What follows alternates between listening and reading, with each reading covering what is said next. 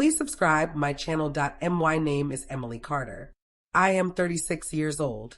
And until last month, I thought my life was steady in the best possible way.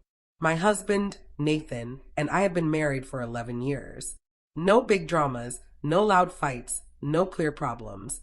We were the kind of couple others called reliable, comfortable, maybe even a little dull, but strong. Nathan works in supply chain management with long hours and a calm personality. He never seemed like the jealous type. At least that's what I thought. I work in business finance and had just gotten a promotion, reporting straight to my department manager, James Bennett.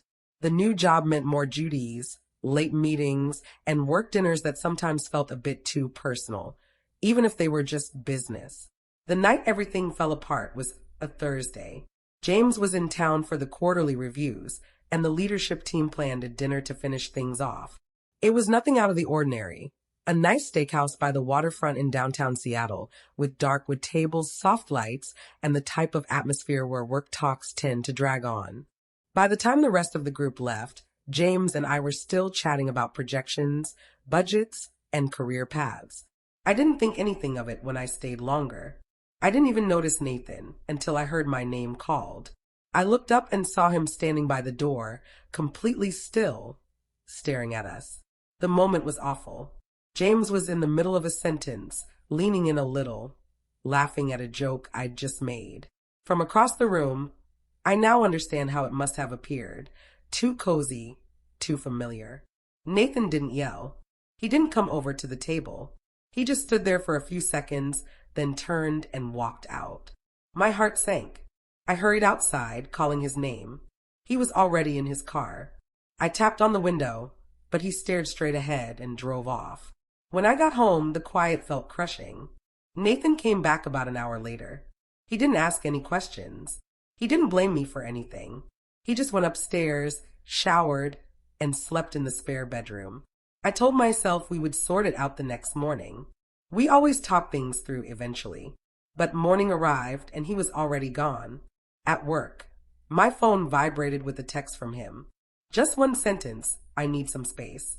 That space turned into days. He didn't come home. He didn't pick up my calls.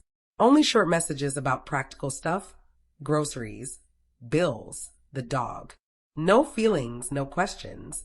It was like a switch inside him had flipped off without any noise. On the fourth night, I couldn't take it anymore. I drove to his sister's house in Portland, where I figured he was staying. Nathan opened the door. He looked peaceful, almost too peaceful. He let me in, sat down across from me, hands clasped, sitting up straight. I started explaining right away. The dinner, the work meeting, the full story. I spoke quickly, scared of any pause. When I finished, he nodded once.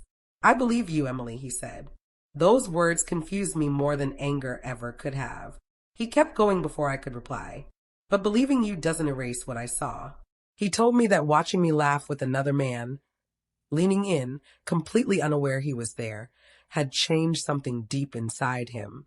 Not because he thought I was unfaithful, but because it showed him how invisible he had become in our relationship. He said he saw a side of me he hadn't seen in years, lively, interested, truly present. Then he said something that still rings in my ears. I won't fight for attention in my own marriage. Nathan explained that over the past few days, he had looked back at our life together. The daily routines, the conversations that happened out of habit rather than real interest, the times I scrolled through emails at dinner, the way he had stopped opening up because I seemed distracted. He admitted he had become quieter instead of speaking up. That was his mistake, but he refused to keep living that way. I asked what he meant. He took a deep breath and said he was pulling back, not to hurt me, but to see if distance made any difference, if I truly noticed, if I cared beyond just fear. He had already moved half his belongings to a storage unit. He had separated our bank accounts. He had booked appointments with a therapist, not for couples counseling, but for himself. I felt the ground disappear under me. I asked if there was someone else. He shook his head. This is about me, he said. About my self-respect. I pleaded with him to come home. I promised to change, fewer late nights, more focus on us. He listened without cutting me off. Then he said softly that change offered only after fear isn't the same as change chosen willingly. Before I left, he added one final thing. If we ever rebuild this, it will be because we both actively choose each other again, not because we're scared of being alone. Weeks have gone by now. We talk sometimes carefully and thoughtfully. He isn't mean. He isn't icy. He is simply distant in a purposeful, calm way.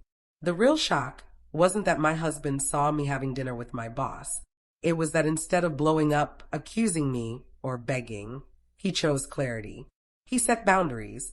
He chose himself. I sit alone these days, replaying that night, not defensively, but honestly. I didn't cheat, but I had drifted. And in drifting, I forgot that neglect can hurt just as much as betrayal. I don't know how this story will end. I only know that I now see our marriage and myself more clearly than ever before. Sometimes the most surprising reaction isn't anger. It's the quiet choice to stop settling for less than you deserve. Whatever comes next, I finally understand that trust isn't just about being faithful. It's about being truly present, paying attention, and choosing each other every day without needing a reminder. Nathan didn't storm out in fury. He stepped away with purpose. That truth weighs more than any accusation he could have thrown at me that night.